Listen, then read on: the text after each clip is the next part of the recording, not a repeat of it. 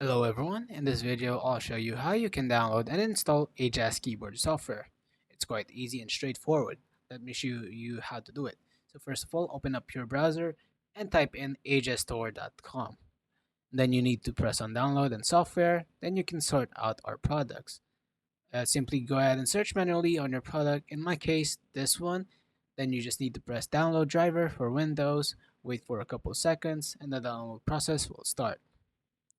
Once you download, just go ahead and click on the folder right here as I do so right now. Once you open up the folder, go ahead and double click on the downloaded application right here, and it will prompt you to a new window that will make you install it. Just go ahead and press that and run anyways. Once you run anyways, that's pretty much it. That's how you download the software right here.